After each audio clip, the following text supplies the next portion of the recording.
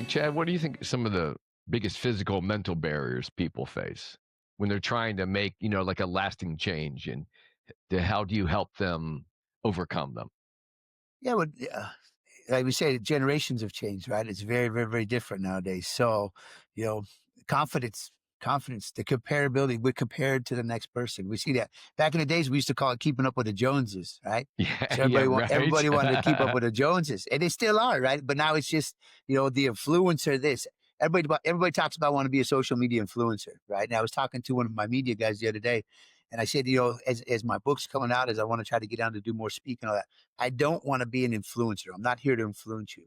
I want to be here to inspire you, and that was the whole thing. So, everybody right now wants to influence somebody. So what's the influence? Are we doing bad behavior, bad character, good character? This is just what I've seen, so the biggest thing right now, the trends for that, is just be who you are, be who you are. And That's when you great. take all these layers off, when my story first came out years ago, I didn't want to say nothing, but I did a podcast. It was called Make the Difference. And my buddy, I went to third and fourth grade with him. Actually, he asked me, he said, "Chad, you got to come on here. You got to tell your story." So that was the first time that it ever came out. But I didn't want to jeopardize my business because I didn't want people to judge me. Right? It was a stigma. I'm working with kids. I didn't want mom and dad to think, well, he's a convicted felon. So I put it away for a long time. But the weight that I was carrying on my back for not Yes. being real, when people ask me, tell me a little something about yourself. I couldn't tell them really who I was.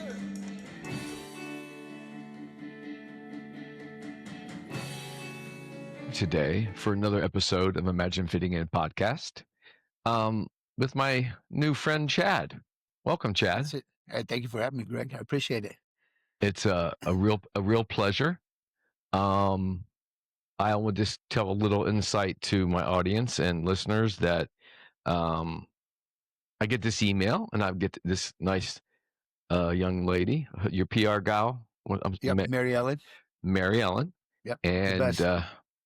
I can tell.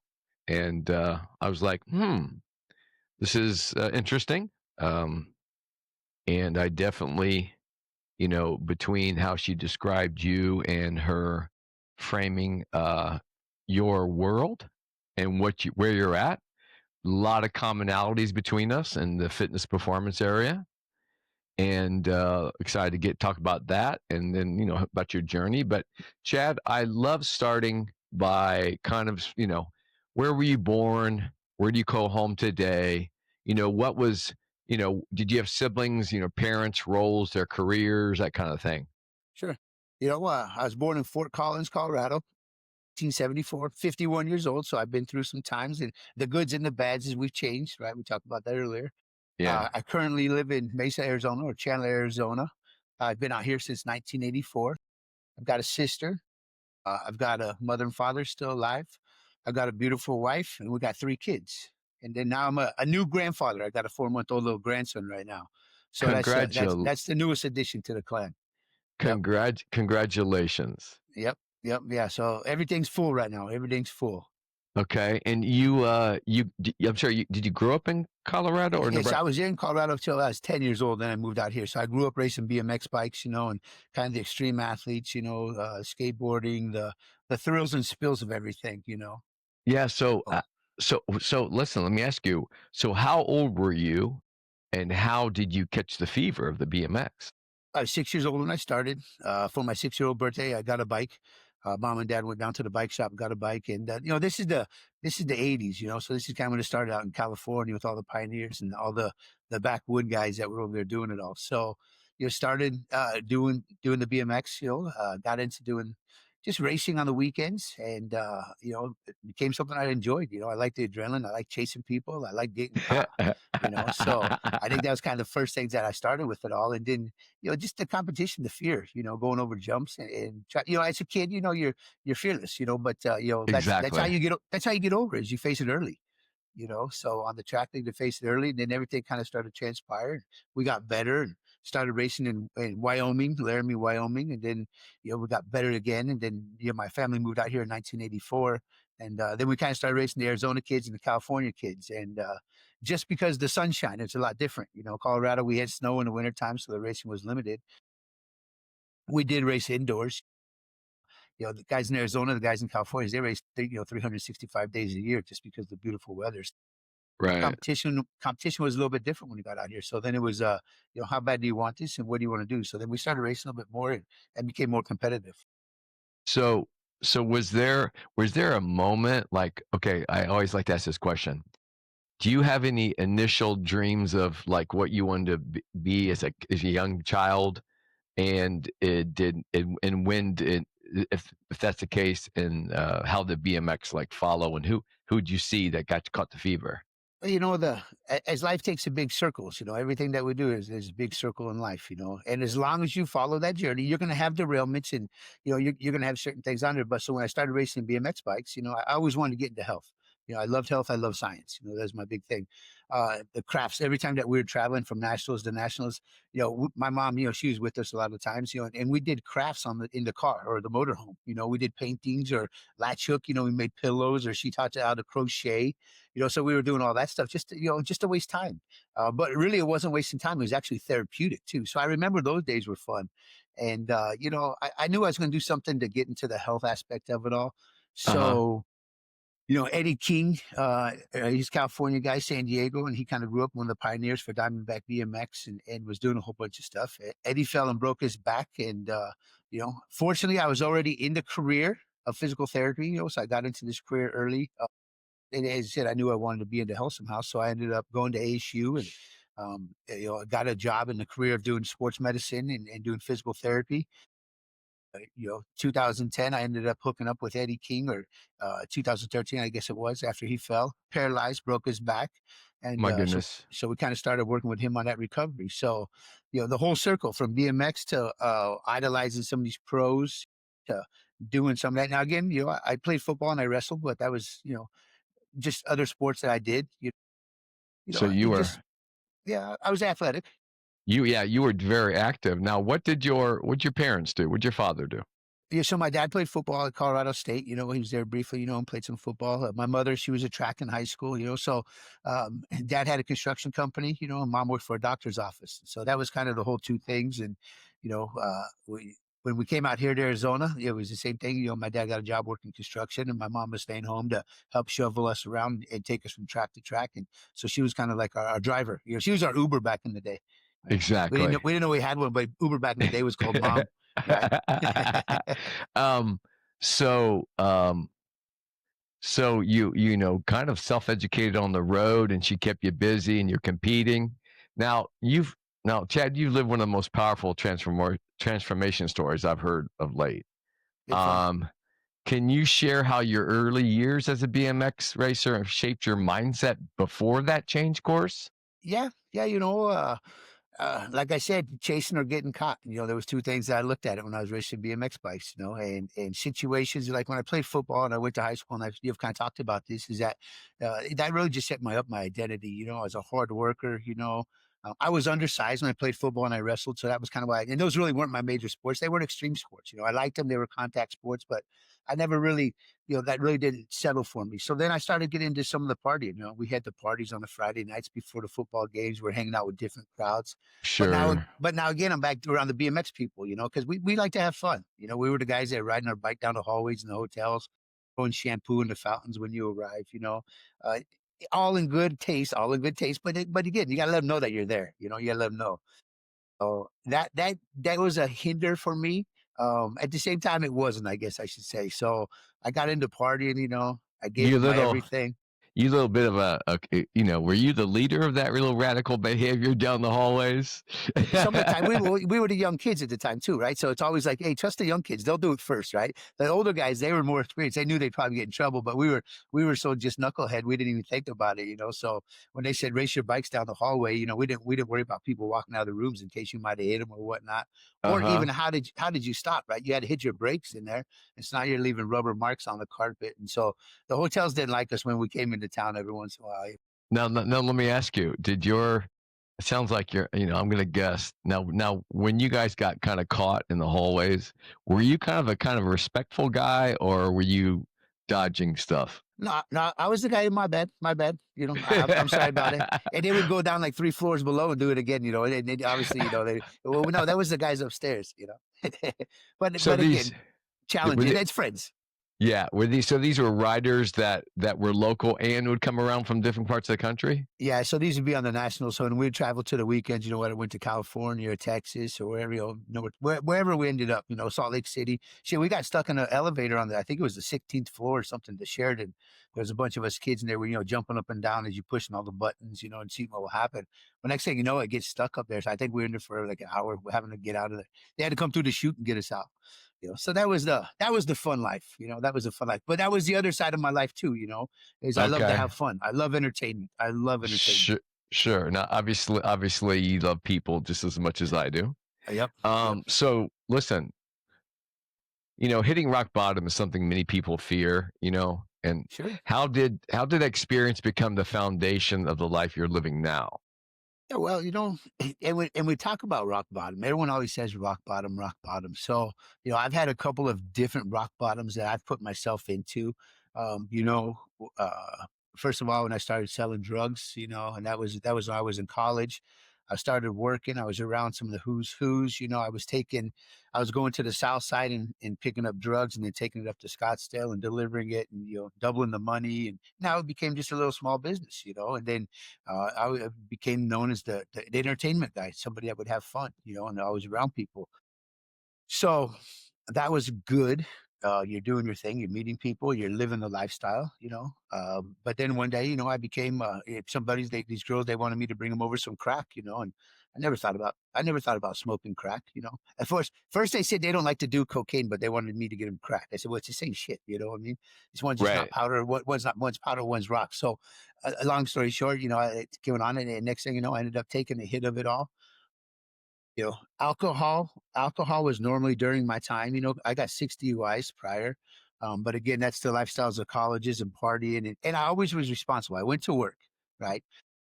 And I got lucky. I got bailed out or I got out of jail. So that the drinking was really my major problem, right? And so that continued on. It was just because it's part of they go to the clubs, go to the bars, you're going to have a couple of drinks. A few of my DUIs were pretty minor. I'm not gonna say minor. They're all major now as I look back on my life. But I got pulled over for going 42 miles an hour in a 40-mile-an-hour speed zone. I was like, that was kind of bad luck, is the way I looked at it. My buddy waved at a cop in my first DUI and we were going to ASU. The cop pulled us over, let them go and take my car, but he arrested me, because I was under the influence. So just things I really didn't take a credible. Those were more like subconscious thoughts or choices that were like, I'm going to do it because I never really got in trouble. So that was really the root of my problems was the drinking, right? Okay. Now Um, I you know I've heard stories at ASU. I've oh heard yeah, stories about isn't that like voted like it the was number always one top five part? party school. Yeah, top five party school. Now, Yep. Chad, what do you say to young people, say 14, 22, who feel like they've already messed up or can't recover from a mistake? It's You not know, true. how do you have you had experiences with that in your Move Performance Center? Yeah, from the DUIs, like I said, from the DUIs, I started selling drugs, and then from when I started selling drugs, I started using drugs. Rock bottom, and we were talking about before, that's when you're in the streets at 3 o'clock, 2 o'clock in the morning, and you're looking for the next, just piece of crack to smoke, and running down the streets. I mean, down, I fit in. I was the white kid down in the hood, and I was running, doing stupid stuff. We were doing beer runs, we were doing cigarette runs. I was taking guys to go do certain crimes and whatnot. But it was all in the fix of getting a high. So I've been there. I tried to I tried to get some help. My mom and dad, they came and helped me. They got me out of that environment. I was doing good, and then there was an opportunity. I had to go to a job, so I tried to relocate because we always hear this: you got to relocate. Tried to go to a new environment. So they said they were sending me to California for the summertime. This job I was working, and they said they were sending me to Oakland, California. Well, I just get done smoking crack, and now they sending me to Oakland. I was there within, 2 days. I found myself the OG at the break shop. Right, I went up late at night and said, "Hey, can you score me some more dope?" So, what I tell these young kids too is it's really not just about changing in the environment. The environment's the people that you hang around. It's not the places that you're in. So I've been in some bad places. I've been in the streets. I've been a junkie on the streets. That led me to prison. It all led me to prison. I was bringing some money back from Hawaii, and I ended up getting arrested federally. So I ended up in prison. So when people say rock bottom, I've got two visions always come to me. Is rock bottom when I'm the crackhead on the streets, looking at the sidewalk, trying to find the next fix, or asking somebody to borrow money so that you can go just get like a $10 dime piece so you can go smoke. Is that rock bottom, or is rock bottom when you're sitting in prison when everything's been Yeah. taken away from you? Do you like, I mean, what kind of, can you recall or have any, you don't have to name names, but I'm interested, Yeah. curious about when you work with young people. So, Mhm. do you find some of them coming in a little, say, distracted, lost, or not quite there? And, have you had experiences working with the kids like that? Yeah, from the training aspect, as I take the physical side, the physical side of it now is kind of obviously I've been doing this for 30 years, and the physical side just comes first. It's quick for me, and then when I start to make my transformation, now what I do is I work on these kids and I work at development at a young age. So yes, when they do come in, you know, I relate my story to them because again, it can happen to anybody. It can happen to anybody. A lot of the kids, I've got some basketball kids, I've got some football kids, and so I tell them at the very beginning that everything that you do, when everything's taken away from you, all that you have is your character. That's it. All you have is character. Right. When I was in prison, I had character. When I was on the streets, I had character. I've had everything taken away from me. So if you start by developing a good character at a young age, your chances of success are going to be very, very huge, very huge. And you got to maintain that, daily operations, you have to maintain that. So really what I preach down there is the mindset aspect of developing your character. But then again, that goes into the different components of everything. Now, am I right? Um, are you a behavioral change specialist? Yes, yes. So obviously through all the stuff with NASM, my buddy, I was very fortunate. His name is Luis Gonzalez or Guzman. He was the vice president of NASM. So when I opened up Move and I have all of my certifications, everything, I always did everything. And they're local here in Chandler.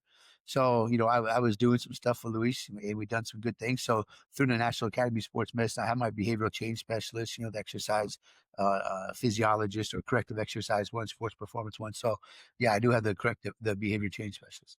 So I got to tell you, Chad, I've taken I used to be in Chicago when I started my career, Yeah. and I'd taken some seminars from Luis Yeah, yeah, yeah. back in the day. Yes, Yeah, sir. I even have some videos Yeah, I that love I it. purchased about, it was all about stability ball, and I still use that stuff Yeah, yeah, today. yeah. Well, So you've worked with elite athletes, kids searching for direction. Like, what do you think the key difference is, in how you coach each group, if you have that kind of segment? You mentioned different sports, but yeah. Biggest thing, and I preach it so much is your self identity. It's self identity. Before they come in and when they first come in, we do an evaluation. Instead of doing the part Q anymore, I do a physical, I do a mental part, evaluation. I want to see, I'm gonna test them to see if they know who they really are, and the kids at the same time. A lot of the NFL guys, a lot of the NBA guys that come in also, it's the same test because again, this world is different that we live in nowadays. People are telling you how good you are. People are telling you that you're this and that. And so we're so used to people telling us what we are or who we are, but do we really believe it or do we really show it? On the opposite, if somebody says you're a loser, you're no good, you're an addict or whatever. Those are labels that people put on us. But, do we sit there and believe them or do we believe ourselves? And then when we believe ourselves, that's who know thyself. That's the biggest thing. so yeah, so do you? I know here you mentioned the Park Q, and that's classic Yeah. for the physiology. And so, have you designed? I'm curious. Have you designed like a kind of custom Chad Dunn move performance? Like you said, that interview type thing. Yeah, I do have my own. I keep things. Everyone's different. Everyone's different. So I've got to see if it's an ACL patient. Again, I work with a lot of catastrophic burn survivors. So I've got a lady. She was down at the burn unit, so I get a lot of the burns that are very severe. And they come in for the physical aspect, but again, they come in for the mental.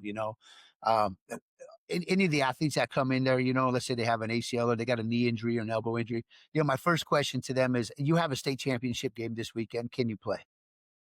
If they say yes, I know they're willing to work for it. If they say, I'll try, I know they're willing to work for it. If they say, no, I don't think I'll be able to play, then I know that I got to take it easy on you, and you're not going to really want to push yourself to play that weekend, even though there's no game. Again, that's my mental test. My burn survivors, Are you willing to do this? The first thing I do with my burn survivors is I touch them. I touch their skin. I touch their bodies because most people don't even want to touch a burn survivor. They look at their Right. skin and they're all the deformities and they're like, oh my God, you know? And so over the years of working with them and having some good connections, first thing I do is I let them know, like, hey, we're good. I'm on your side. You know what I mean? And so you see how they handle that. Are they comfortable with you? And when you get to somebody's comfort spot, that's when you can get them to change. So I do So have my own testings, but again, it's by feel. It's like paint. It's like painting. You know what I mean? I got the picture.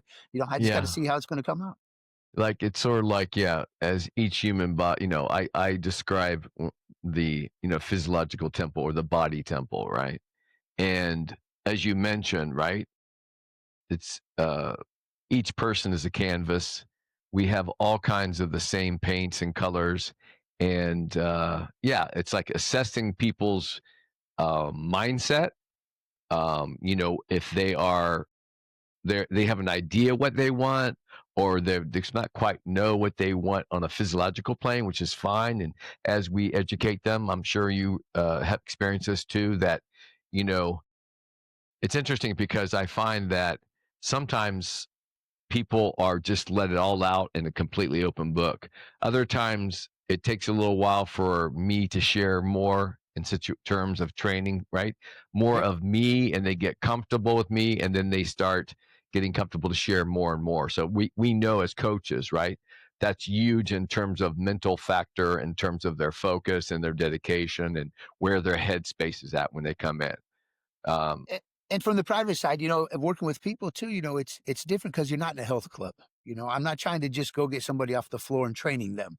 right. So Very not, specific. yeah, this is very specific. We're here to get you from point A to point Z, and develop you. It's a transformation. So if you're from a non-athlete, we're going to transform you into an athlete. If you're a victim, we're going to transform you into a survivor. So everything that we have in there is that it's a transformation. But again, you look at the people, and I guess with the attitude, the behavior, right now you go back into the behavior of it all. So you ask them a question, you survey them, you see how they're doing. I just mentioned too, you say with the canvas, when I got out of prison, or when you're in prison, you're a blank piece of paper, and every day you get a draw on it. But you get to draw the picture that you're going to be when you get released. And so that was kind of one of my analogies that I had in there. So when my patients come in or my clients come in or whatever, first thing you got to look at is their attitude, right? Because they always talk about the attitude and the effort. Those are two things you can't coach. You got to be optimistic. This world is full of pessimistic people right now, and, I and, hear. and it's contagious. And it's contagious. Yes, it is. I hear you. You sound like it sounds like your mother and father were obviously both very athletic. They had very strong direction. The artistic side and expression of with your mother was fabulous. So creds to that. My father were like that. It was kind of swapped in roles. He was very artistic as a writer and stuff, and expression. And you hit on the nail on the head, Chad, in terms of both times change, we know, and we live all in the same world, but the means of what our world consists of, and we can't say that without talking about technology. But yeah, And all and day. I would like to think that there's too much noise, but I'm grateful, and this is why I have my platform. And I think you might have realized this, that I started this podcast, and my podcast is all about mentors, healthy lives, and community. You know, I'm a 35-year fitness professional. Started in Chicago, we did some work in LA and New York. I'm a balance specialist, a balance of power. So, like when you say train athletes and help them, support them, right? Their kinetic awareness, their proprioception, get that all together. Um, but that's my primal, um, been my primal career. And I used to be in advertising back in the day. But I started this podcast, Chad, after I lost a nephew to opioid addiction and mental health. So this podcast efforts is in his honor and carrying his name. He was an amazing kid, a big heart, and an amazing athlete. So my efforts are to meet gentlemen like you who not only went through it yourself, came out of it, and now are literally contributing to the society around you, and you realize how precious it is. Now, how do mentorship and accountability play the role in the success stories you see at Move Human Performance? You know, with me as I opened up Move, again, I worked for a company, Rehab Plus Forever, and that was my whole, that was where everything started for me. I love these guys. I was doing all the corrective exercise things. We had all the athletes coming in. I'm also a balanced person. I grew up on the bike. It's got two wheels. I grew up on a skateboard. It's got four wheels. Most, as you might know, yeah, as you do know, most trainers are about talking about lifting up heavy weights, picking up something heavy and putting it down. But the transformation of what you talk about is about balance. It's about balance and power. So everything I've always done a lot of balance in my training, which now again, we think about it, it crosses over to the mental component. Strongest part of the tree is not the trunk. Everybody wants to go right into the core training, right? The brain, the head, the function, but I tell everybody the root system. It starts with your feet. Your roots is the strongest part of the tree. And if you have a good foundation, you're going to be the last tree standing, right? No matter what storm comes against us. I have to tell you, I'm going to show it to you later after. I couldn't agree more about the foot. I have this amazing illustration that I did about the foot and how complex it is. And I just have to mention, and sorry to interrupt, No, no, no, you're good. but but when I was starting my career, there was a lot of like, what is he doing? What's that? What's all that doesn't look like anything. I But get it but every day. but you get, what you're doing is, like you said, that foot is the first thing that strikes the surface. It touches the surface. It tells you where you're at. It tells you where you've been, the history and the condition of it, right? And the mobility. And we obviously know mobility, the core of the hips, brings stability to a knee, blah, blah, blah. So please continue on. Like some of your success stories that you move human performance. Can you share one? Yeah, so JJ, I've got JJ right now, one of my burn survivors. As he's going through, and I'll give you just a couple different things that we have. We have top athletes in there. We have just normal people in there training. We have young kids, and then also we have our physical therapy patients. So JJ was going through a little tough period of time in his life, and he was just happened to be not in the right mindset and the whole deal, and he decided that he was going to try to commit suicide, drive his car off a cliff, and light it on fire. Right. Unfortunately, or fortunately, it happened, and he survived. And so his dad was there. The police were there when this crash happened. It was down in Mount Lebanon, Tucson. And I've got a good friend that's in the burn unit. So JJ had to get ambulanced over there. It's about a 2-hour drive from where the incident, maybe 2.5 from where the injury happened. And JJ's down a 2% chance of living. 60% burns on his body. He went through the coma, went through the skin grafts, went through the inpatient stuff. And then we got a call that, hey, I need some help. So like I said, I get a lot of these burn survivors. So JJ came in and, I've been in the bottom. What I mean? I've been in the darkest places, not in that situation, but everything's relative. You know, this is a fight you're going to have for your life. You know, through Wow. through the uses of drugs and through the stuff and into prison and doing the things that I've gone through. These are fights of my lives. And these kids, we're still fighting our lives also. So I got JJ there. Now the good thing is I've also got a lot of athletes. So when somebody comes in, such as JJ, who played basketball and everything else, he can work beside Cody Williams, who was the number 10 draft pick last year in the NBA draft, and he sees a little bit of attaboy. So it's all cyclical. We all feed off each other. You Yeah, know, that's great. I um, mean, that's got to be great energy and excitement within your center. Just have those and young that's what we kids. create. Yeah, and that's what because it's all optimistic. These kids are trying to fight for their goals. They're trying to become somebody. They see the next NBA player. They see the next NFL player in there, or just I got a little kid right now. I got a little skateboarder kid. He's 12 years old, 10 years old. He loves it. Because you're putting around other people that are succeeding or trying to work hard. Everybody that comes into our clinic is working hard. Um, what do you think, Chad? What do you think some of the biggest physical mental barriers people face when they're trying to make, like a lasting change, and how do you help them overcome them? Yeah, but like we say, generations have changed, right? It's very, very, very different nowadays. So, you know, confidence, confidence, the comparability, we're compared to the next person. We see that back in the days, we used to call it keeping up with the Joneses, right? Yeah, So yeah, everybody wanted to keep up right. with the Joneses, and they still are, right? But now it's just, the influencer. This everybody talks about want to be a social media influencer, right? And I was talking to one of my media guys the other day, And I said, as my book's coming out, as I want to try to get down to do more speaking and all that, I don't want to be an influencer. I'm not here to influence you. I want to be here to inspire you, and that was the whole thing. So, everybody right now wants to influence somebody. So what's the influence? Are we doing bad behavior, bad character, good character? This is just what I've seen. So the biggest thing right now, the trends for that, is just be who you are. Be who you are. And when That's you great. take all these layers off, when my story first came out years ago, I didn't want to say nothing, but I did a podcast. It was called "Make the Difference." And my buddy, who I went to third and fourth grade with him. Actually, he asked me, he said, "Chad, you got to come on here. You got to tell your story." So that was the first time that it ever came out. But I didn't want to jeopardize my business because I didn't want people to judge me. Right? It Right. was a stigma. I didn't want. I'm working with kids. I didn't want mom and dad to think, well, he's a convicted felon. So I put it away for a long time. But the weight that I was carrying on my back for not Yes. being real, when people ask me, tell me a little something about yourself. I couldn't tell them really who I was.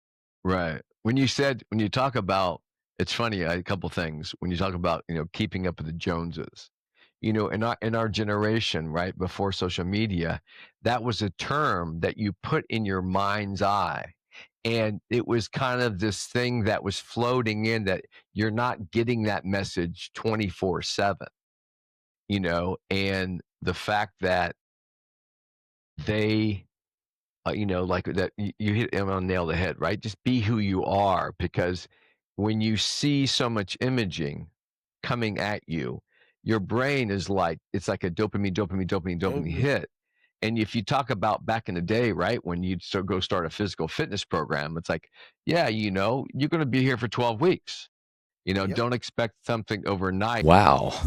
Just a little break here. Another great episode. I hope you are enjoying Imagine Fitting In podcast. And just a reminder here, please remember to hit the subscribe button because we love to feel you a part of our Imagine Fitting In family. And if you want to become a brand ambassador, we'd love it if you would share this link on social media, through your email, all your friends.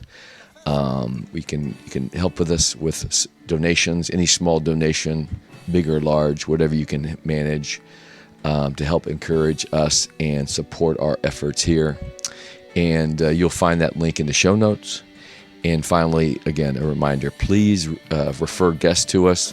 You can find me and contact me at thebalanceprofessor@gmail.com. Love to hear from you. All right. So I hope you continue enjoying Imagine Fitting In. All right. Till next time. Going back to opening up Move Human Performance. So in 2017, we opened up Move. It was one of those times where I wanted to be able to take the crossroad in my life, to take care of my family and continue to help people with what I've done. So working with Eddie King, like we were talking about, he was the BMX guy, broke his back. So he had a T11, T12 spinal cord fracture. I reached out to him, Cambridge Medical one day. Eddie, if you ever get a chance to come to Arizona, I'd love to work with you. And sure enough, a couple of months later, about 2 months later, I get a message from him, said, "Hey, I'm moving to Arizona. I'd love to work with you." So he came wheelchairing in, and you know, us old guys, it's all about trial and error. It's trial and error. It's being self Right. taught. We didn't have a tire shoe coach, a yoga coach, a stretching coach. We didn't have all that back in the day. We had Right. pure will, and that's what we had to learn. So when Eddie broke his back and he looked at the doctor, he said, "What's my prognosis?" And the doctor said, "You might not ever walk again." And Eddie said, "Well, you don't know who you're working with, you know." And at that time, he started believing, like, I can do this. And so when we got Eddie, 354 days after his accident, we got him back riding a bike again outside. Wow. Within a year, he was back walking. Now we had crutches and we had a walker, but he was Sure. back upright walking. If there's a will, there's a way. And it was a powerful moment for me because remember, I got out of prison in 2008, and so I was trying to rebuild my life. And when I got somebody that's devastated, such as Eddie, what I tell my patients too is that every day you guys rehabilitate me while I rehabilitate you. We're a team. Well said, my friend. I can't tell you how much, right? The fact that we're coaches, teachers, that we're the students of life, right? And we're always learning. And I'm with you 100%, Chad, in the fact that, like, I created my system out of my initial interest and my passion. and all these clients, right? And all these Hmm. seminars, and you just put these pieces together, and it's almost like training a masterful art in terms of getting all the tools, right? And putting them into motion and formulating what works for you and what works for me. And I think that,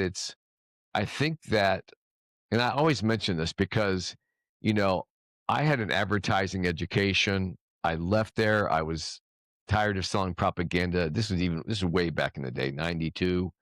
And I found mentors, an exercise kinesiologist, a physiologist, and Michael Jordan's trainer, Tim Grover, who were Yeah. all Tim Grover. major, yeah, were all major guys that I did some seminars with Tim and just being around Tim.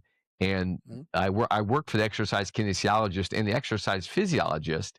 And they literally hired me because of my enthusiasm, my ability to communicate, my passion, and Hmm. put me into action. So I still talk to uh, my physiologist friend, Vinny. So I can't, this is again, I can't say enough about like my podcast about mentorship Yeah. in And that's, terms of right our lives and our mhm. professional careers, and Well, that's Tim's been around. We had an athlete back in the day that we obviously through the years, because in the '90s. So, we had a kid, Kevin Coble, that was over there. Worked with him. He went to Northwestern, so it was kind of the whole part of Chicago and okay. basketball kid. So we've known, Tim and been around this whole thing. And the books are unbelievable. Those are the first ones you really Yeah, start reading about relentless and winning. You read that stuff. But they're the codes, and they talk about even the time, what's the difference between Michael Jordan? What's the difference between Kobe Bryant? exactly. You look at the efficiency of the work. That's what Jordan was back in the day. He was very efficient. Whereas you look nowadays, the kids that got to work harder than somebody else. I've got to be working, and I hear this all the time. I'm working while you're sleeping. Well, I don't know if that's necessarily true anymore because the recovery is so much key. You know, the mental preparation. When you're working hard, you're getting tired mentally. Yeah. The relaxations, the therapeutic stuff. The meditations, the quiet time. That's the Ooh. most important time for growth. Easiest part, right? Easiest part of wait, easy. I always tell my clients, easiest part of my job is to make it more difficult and kick your ass. But how are you doing the other right? You're knocking yourself Yes. down to build you up, and it's again, that's a great nugget. It's key for I know that when I was young, I overtrained. I was right. You're so optimistic and want it so bad, and Mhm. But we've definitely come to a new place. but I don't know if we didn't look at it as overtrained though back in the day. We just worked. We decided as kicking everybody asses and working harder, right? Exactly. Because that's Yes. what we were told to do. That's what we were supposed to do. Work harder than the next person. In business, life, sport, and relationships. I use it all the same thing. Is that I'm going to work harder than anybody else. I will not be defeated. you know. But that's again the difference of generations. Right now, they're like, well, hey, pay me, or let me just become this one person and let me become the star, and then I've already made it. And I tell all my NBA guys, it's easy to make it to the NBA, or even I've been told it's easy to make it to the NBA, but it's hard to stay there. Right. I You know, mean, the chances of making it are slim very in slim. first place, and then when you hit that lotto, then you're right. It's like the ultimate lotto to be able to stay in the game and Yep. last. Now, would NFL, you not for long. NFL, not for long. right? You know. Uh, So like for parents and coaches listening, how can they support a young person struggling with like identity and purpose or self-doubt? well, this all goes back to we got to be a leader. Anymore in life and what we do, even as parents, we have to be a leader. And so, from the coaching standpoint, how it's transitioned over time, there's a lot of dictators that are out there, and there's also a lot of leaders. The dictators back in the day, the ones that are pushing you, the Goggins and the things like that. Those are very slim anymore. Don't get me wrong, the mental grind and all that, but we have to be leading. We have to lead the kids the right directions. If they don't want to be that athlete or play that sport, then don't push them to do that. Lead them to do something in life that's going to be able to use their talents. Mhm. If somebody shows a talent for whatever, being a musician or whatever, then lead them into that profession. Teach them about health so that they can stay on stage and they can jam as long as they want to. One of my good buddies, he's an artist. He painted all the stuff on my walls named Darren Brubaker. And so he just moved out to San Diego. He's a swim coach. I worked with Darren when he was training for the Olympic trials. He painted our mind over virtual everything. He's a surfer, all day long. Get out there and catch the waves. But that's the, you know, encourage people to do what they love to do. That's the biggest thing, I think. It just encourage people to love it. And it doesn't have to be, become the best or the number one person in whatever sport. Become the best version of yourself. That's the best thing that we can do. Right. Follow that passion, that was Joseph Campbell, follow your bliss, right? Yeah. That bliss station. What Chad, what are primary lessons you've learned from your own mistakes and victories? Like, and do you hope the next year, do you hope the next generation will kind of take it to heart? Your past mistakes don't determine your future. That's the biggest thing, Do not let your past mistakes determine your future. We all get in a rut, and this is just who I am. Why is that black cloud always following me? I'm no good, you know. I got in trouble. Maybe I'm not that athlete, whatever happened. Maybe I missed practice. Again, rebound and learn from what you have. Take every loss that you have and turn it into that learning experience. I think one of the biggest thing that's out there is fear. Fear is one of the best educators. It's one of the best educators. But we as parents, we try to put our kids and we try to put ourselves in less. We don't want to put ourselves in stressful situations anymore. So we really don't learn from fear. And again, that term is used real loosely anymore because what people fear nowadays is not what we really feared back in the day. The whole life has changed. Right. The perspective of life and almost limited insight to what is actually real. And then when you come into that physical, right, your brick and mortar place, and that you make it real, right? You set these little devices down that have taken everybody down a road. And so this is what, we have a really huge crisis that, just imagine, Chad, like these are a whole generation of children now, and they're continuing to come, that they only perceiving reality in their socialization is so limited with this technology. And we're in a real crisis in terms of, especially young men. So again, I go back to, in honor of my nephew, Sure. trying to use this technology of these small portal local community podcasts, right? Mm-hmm. To get hands on, get minds of people to realize, like, it's important that they show up to their son's practice. It's important to get involved with organizations and companies like you that are doing hands-on stuff and having that sense of community and bringing food and special events. And I'm sure that's probably powerful for you in your marketing of your club, Well, right? It's just a yeah, powerful thing. as you speak about your nephew and the whole thing, the opioid, the pandemic, it's huge. It still is huge. My daughter, she's been battling that, for the last 7 years, and it's my own personal kid, so, you know, um, kids, and I tell this to all the parents that are out there, and again, this can be in health and fitness and whatever, or now we go into, drug uses and drug addictions, but kids are going to make their own choices. I came from a great household. I've got great parents, I made my choices to do stupid shit, and it's me. I was never the victim. I'm never the victim, right? Everything that I did, I put myself into it all. And that's also the reason why I have gotten out of it, because I haven't played that victim mentality. If you play the victim mentality, you're going to be caught, but again, kids don't listen to parents, and the more that parents push people, and I'm not saying it in a positive way, but I'm just saying, to inform them. We see these kids, they're more rebellious nowadays. This whole world is, I have my own right to do. I can do what I want to do. We hear that all the time. I can do what I want to do. You sure can, but there's choices and there's consequences. You know, if you make the right choice, you're going to be fine. If you don't, you're going to have a consequence, and unfortunately I made some bad choices. And so with the parents, as I tell them, I said, bring me your kid, let me raise your kid, and I'll give you my kid and you can raise mine. And as long as we have a good environment and we have a good surrounding, all of our kids are going to be fine. But if we continue to raise our own kids, they're going to rebel against us at times. You Yeah. go to prison, don't do drugs, don't do the shit that I did. And I have my daughter that's still kind of caught up in the whole scene.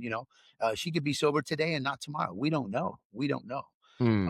So we God fear bless. that, and it's been a battle. We've put her into rehab. She's put herself into rehab. She's been homeless. The last thing that we want to do is see our kids living on the streets, but again, at the same time, is his choices. My wife is very stern. I've been through it all. And again, it's all about choices. Life is about choices. you know, Yeah, when you that's and you have to consciously think daily. In every choice that you make, you have to consciously think, which is my chapter 2 in my book. Life is very simple, right? It's either yes or no. We would minimize, we have too many options in this world nowadays, I can flick my screen. I can go to instant gratification. I can go to whatever ice cream. I can go make my own ice cream. Now, there's too many options. And when you have too many options, you have too much failure, yeah, So again, getting back to simplicity, it's either yes or no, you know. And for parents, I think to be able to put the trust in somebody else's hand to help us raise our future generation is key because kids are going to make their own choices. My son, he's even said the same thing. He's like, Dad, I knew what you did.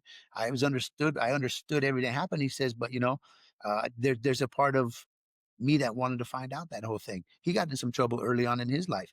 Thankfully, he got out of it early, and he's got a beautiful wife, and got a grandson now or a kid. But like, there's few of us that make it out. There's very few of us, and for the parents, it's hard. It's hard. yeah, To see your kids do this. You want to put all your effort into it all. But my wife's just such a great mother and very there for her kids all the time. And we've helped my daughter over and over and over and over and over, and it's not enabling. It's just that's what we do. It's love. It's right, love. right. I mean, It really is. how you mentioned the swapping the kids with the other families, and it's just exactly that in terms of that mentorship, that Yes. older adult. And I think that it's pretty obvious, that the environment of this self-entitlement and having the kids think that everything's at their fingertips, but it's not, and they're living in a fantasy world. And back in the day, there was just more structure, and I think that, both on the body, but just having that discipline of the structure and having a goal and making it real. And I think that, our kind of work, we're at a advantage because we that brick and mortar, that in-person place. I can't think of doing anything else in my life No. because, to have a job you're at a desk all day, and then now these kids are like these technology jobs, and it's like such a cultural shift that it's put parents like so far in this void of a hole. Like, what has happened to the reality of our culture and our society, and how we're not actually engaging each other? Yeah. And, again, I go back, and I believe that my big message, Chad, for the longest time, and still is I think our education system needs to be radically overhauled and be infused with more physical fitness education about practical being healthy as a healthy person, posture and all that, Yep. and the arts and being able to Sure. express themselves and do that in a communal setting minus Mhm. technology. Yep. So again, it's just really hard to, like, all of a sudden you're in a battlefield and you've never heard of this battlefield, and there's Yep. all these weapons out there, which is social media and this judgment and this comparison, and these kids are like, on a psychological level, it's just really bad. But We, how go ahead. you go back to talking about the educational aspect. There was a story that always sticks in my mind, and my buddy I used to work with, he was going to homeschool his daughters, and that was kind of when homeschool started. It's maybe early 2000, 2010 or so, and it's good, but you take away the social aspect of it. So they looked and they did all the pros and the cons of the homeschooling. And there was a one video that this kid did on TEDx, right? And he was a backyard downhill K2 snow skier, just a little extreme sports kid. And when he went to traditional school, he had to write the report on the state, and then he had to do the capital of the state, and then they had to do the state flower, all the things that we'd done back in the day, right? And then he had to write a letter on Puff the Magic Dragon. He didn't care about Puff the Magic Dragon, so he wrote this letter. I think he got a report on it all, and I think he got like a D or something, right? So the next year, his mom and dad, they were going to homeschool. So he went to homeschool, and he went around before, and they were asking this kid, and he was like 10 years old, 12 years old. They were asking this kid, what do you want to be when you grow up? So he went around and he talked to a lot of people, a lot of adults, and he asked me, he said, "So what are you?" And they said, "Well, I'm a doctor." He said, "Do you like your job?" And they said, "No, it's a lot of hard work. I've got a lot of, health insurance or insurance on the back end, malpractice and everything else." So he went over and he asked an attorney. He talked to an attorney. He said, "Do you love your job?" He goes, "Man," he goes, "it is stressful. 24 hours a day. I'm in court. I'm doing paperwork. It's very stressful." He went and he asked the teacher, "Are you happy?" "Well, I love what I do, but the pay's not the greatest and everything else." So those are things that our parents wanted us to be back in the day: a doctor, an attorney, a teacher, something that we do, that firefighter, right? He said, "But I went and I talked to all these people, and not one of these people were happy. They were not happy doing what they were doing. They're not happy with their careers they thought they were supposed to be." He said, "So right now, when somebody asks me what I want to be when I grow up, I tell them I want to be happy." And they said, "How are you going to do that?" He goes, "However I can." And again, the field that we're in right now is that I'm happy in my job because I get to help people. And I've always been that way. I just never knew that I was going to be there to help myself. And I was the last person that I thought about, because us as coaches, we think about everybody else, and we get Exactly. caught slipping. So, right now, where I'm at, and obviously writing this book and getting things out there and do speaking, is that, what do you want to do right now? I want to be happy. I want to be happy. And I think that's the biggest thing for our future generation of everybody too. When you go to school or you're looking at education, what are you going to do that's going to make you happy? And I don't know if sitting on your ass is the answer, you know? Right. Okay. So, oh my gosh, I couldn't agree more, right? Yeah. Um, that again, follow your bliss, the passion. Chad, I don't have kids, but the one thing that I've come to, I think, understand or realize that, and I always mention this, is that I believe that we're all little beings and we're first brought into the world, and we have these innate qualities of our essence, and then the environment that we're born into, by chance, obviously, and those circumstances, and to be able to just be able to try to nurture some of the energies as that child grows, right? To try to provide those opportunities to find that passion, like you said, be happy and being something joyous and curious, and not overwhelm them with the things that we need to be aware of: education and school and work and Sure. food and all that. But I think that's real key. And I think that's where I come back to, where I believe the arts is so underappreciated in terms of expression Oh, very. at an early age, and having now the kids comfortable sharing actually would be so powerful, to share, have them more comfortable sharing in school with each other, and trying to be able to get them comfortable enough to show their vulnerabilities and Well, their power. yeah. And then that goes to art though, that, we talk about the comparison. Well, mine doesn't look as good as yours. Yours looks like something, mine doesn't. So now they start questioning their ability. But like, no, your vision is different. What you saw and what you put down is completely different than the Great, lady sitting next to you. It goes to your great vision. point. Great point. That's a really great What you nugget. drew and what you painted was pretty. Well, it was beautiful. That's what you saw. Did it come out as detailed as the lady or the kid next to you? Probably not. But do we live in that detailed world? We abstract painters. I mean, it just Right. depends on what people look at it all. I had two a brother sister, former athletes of mine. They both played basketball, and this was a cool one. They both went into medicine. Right, one went to Harvard, the other one went to the University of Hawaii. One's an orthopedic surgeon, and one's a neurosurgeon. Was going to be a neurosurgeon. So I asked Shilpa, I said, "Shilpa, how come you want to be a neurosurgeon? And your brother Sai, he wants to be an orthopedic surgeon." She said, "When we were kids growing up, I liked to outline and he liked to scribble." Right.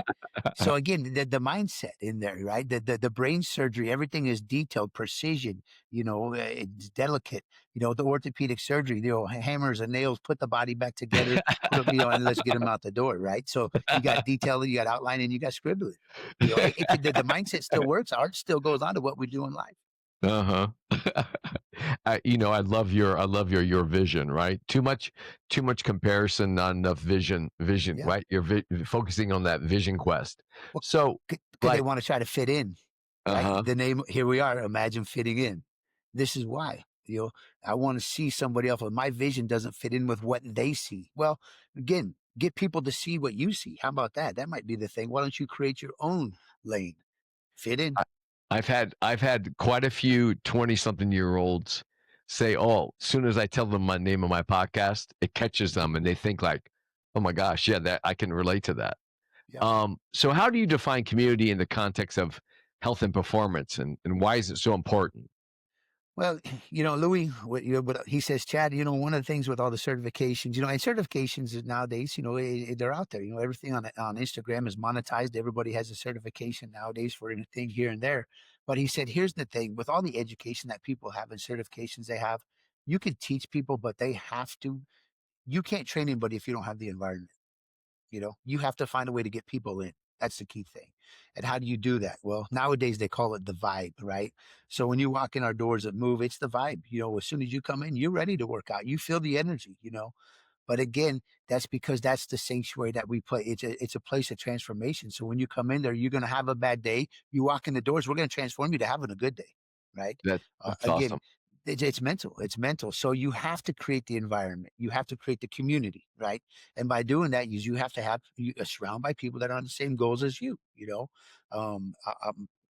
I'm a mosaic artist. Okay, well, I like to do painting. We're probably not going to be doing. It's cool to have you on my side when we go do these shows, but really, we're showing different types of things. So when people come in here, I want a community of painters that are inside. And the people that I have that are inside, they're going to be people that want to get better. And it's not just about sports. For me, the biggest thing here, it's the game of life. I got it tattooed on my arm right here. Game of life, right? So they taught us to play the game of life, but life's not a game to play. Okay? If you do play a game, make sure that you play chess, not checkers. Right? And you heard it. But the thing about that is because when I had everything taken away from me, I was the pawn. Right? I had to move Right. through life on the Right. streets. Right. So yeah. It wasn't until I became the CEO, and that's overcoming. I had to go to battle, to battle, to battle. We opened up moving in 2020, 3 years into business. We were faced with COVID. When the world shut down. We're Wow. 3 years into business. That most people don't even survive 3 years. Right. But my wife, I looked at her, she says, honey, we've weathered many a storms before. This is Wow. not one thing that's going to shut us down. Now, again, with physical therapy, we were an essential business, so we stayed open, right? But we went home every night talking to each other like, honey, are we doing the right thing to do this? He says, yes, because we're here to create the medical chain. We have to Yeah. keep people in motion Yeah. because motion and movement is the best medicine for a human body. Oh, Right? absolutely. When the, Yeah. when the world shut down, we had to keep people healthy. I've been on lockdowns before in prison, and I just seen fear. Whenever it gets locked down, I seen fear. And I saw the same thing with COVID. I saw fear. Yeah. And some of those people, they're going to sit there and you're going to, fear's going to cripple you. But for us, when you're strong, you're going to survive it all. And so that's what we did during the COVID times. And 2021 was our best year that we had in business. Wow. The Well, year after COVID. it sounds like you were a key piece of your community. So bravo to you and your wife to bringing it and providing that outlet for your community. But in my grand opening in 2017, my last thing that I said, and I continue to say it to this day, is that I'm here for the people. Wonderful. I'm here to be heard. I've been through situations. I've got different tools. I've been through situations in my life that people haven't been through. So when they ask me, well, how do you know this is what you do to be a business owner or a CEO that's going to thrive and survive? Because we had to do it. We had to get through COVID.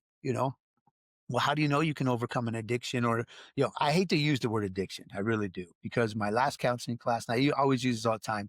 So, is addiction real? I mean, there's a lot of people that say it is, but that label was put on me, right? And I don't like to use drug addict, or I don't like to use alcoholic and stuff, because when I got out of prison, I had to go to one counseling class left.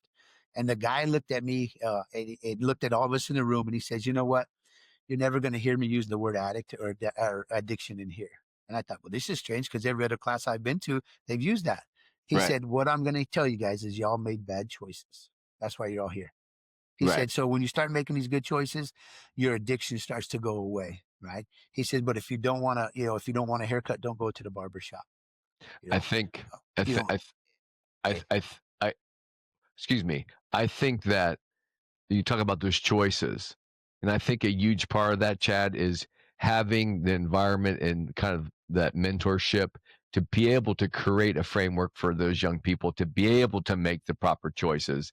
And if Correct. they don't have that initial framework, Sure. they're right easy to not be able to make the choice. And then what Sure. do? Addiction is just a replacement, right? To numb themselves of they're not being able to do what they would ultimately love to do, and they're confused. We had a kid out here just a couple weeks ago in Arizona. It's a freshman in high school. There was a beef the night before. Two kids got into a fight. It was a drug deal, I think, that went wrong, right? One kid stole the other guy's gun and maybe took his dope or whatever. Oh And boy. they went to school the next day. They're sitting in classroom, and the one kid stabs him to death in the classroom. Oh my God. This is 14-year-old kids, right? Now you have you have a whole classroom full of kids and a teacher. You have one kid laying dead by the doorway, and the other kid took off running out of the class, Oh right? my So gosh. again, when we get back to the youth and the environment, is that we have to be we have to be careful because at a young age right now, they're exposed to so much different stuff, than what we were at the time, you know, and it is so it's younger. We have to get these kids. I've got some kids that are 10 years old that come in here, and normally that's about the youngest that we take is 10 years old Yeah. because you got to be coachable. You got to be coachable. Right. You got to have some I don't want you communication just going through skills. the Yeah. motions. We're not there just to have fitness. Youth fitness is not really our program, but what we're here to develop good people. And so Right. when the kids are coachable, they can come in. I have an 8-year-old, probably one of the most coachable kids that we have, but he's around people that are on the same mission. You know, and again, when you go back into community, that's what we try to do because sooner or later, it's only 2 hours with us in the gym at the most. You got 22 hours, you got to be an upstanding person. Yeah. So looking ahead, Chad, how do you hope your work and the conversations on this podcast will inspire a movement of mentorship, wellness, second chances? Well, uh, with the generations change, we have to change. And Greg, it's different because we got to keep up with things, and keeping up is like keeping up with yourself. We're not keeping up with the Joneses, but we're trying to continue to push ourselves to become better as well. Mentoring other people in the gym. I've put a lot of good time in, and I've helped a lot of people. My employees, I owe them everything because we have a great team, and without them, I wouldn't be who we are or who I am. My wife, everything that she has to put everything together. But I want to branch out, and I do. I want to be up on stage. I want to start having a message. I want to go around speaking to kids. I want to go speak into different situations and let them know that it happens to anybody. Yeah. I would like to get back to the prison system, even go talk to inmates, and let them know that there's hope outside. I went from a convict to a CEO. I've done it, and that's what my book is when I come out. There's 10 codes to transform your life, and each chapter is a different code. And they're my protocols that I have that are outcome based, right? Everything I do is outcome based. And the best type of information is because I've done it. And if you follow the same codes, I know that you can do it too. But you got to be true at the very beginning. Chapter 1 is all about know yourself. And the biggest question I've asked these kids nowadays, tell me a little something about yourself. And they can't tell me about themselves. They tell me what they do, but they don't tell me who they are. And I don't know if they don't want to. I don't know if they don't know, or they're afraid to say it because they really don't want to speak the truth. Yeah. And I think that conversation does a kind of conversation you just mentioned when you asked them that need to be taking place at a far younger, earlier time and a consistent message. Yeah. But it sounds like, between that truth and that framework of those codes, Chad, that you are going to continue to thrive. And I commend you for your work, your efforts, your hardships, and your return to the community. And I think I look forward to even off camera learning more about your mission, and love to explore the opportunities to for you both recommend people that think that would like to be a part of my mission Sure. and to share stories and from different areas of the walks of life, because we know it takes a village and it's a community, and you're doing great stuff at Move Performance out in Chandler, Arizona. So thank you so much for your time. No, Greg, I appreciate you And having me on. Yep. all right. Yeah. So God Yep. bless your family Well, as and they all always your say, work. sometimes you have to relive your past in order to heal from it, you know, and that's what we do. You got to go through the back, and you have to look at the bright side. And after every dark night, there's a bright morning, or there's a sunny day. It's what you make of it. There you go. All right. Great ending quote there, buddy. All right. You Yep. take care, Chad. Again, it's been a pleasure, sir. Greg, I appreciate you having me. Okay. Yep. All right, Thank you. guys. Yep. Till next time, kids. Bye-bye.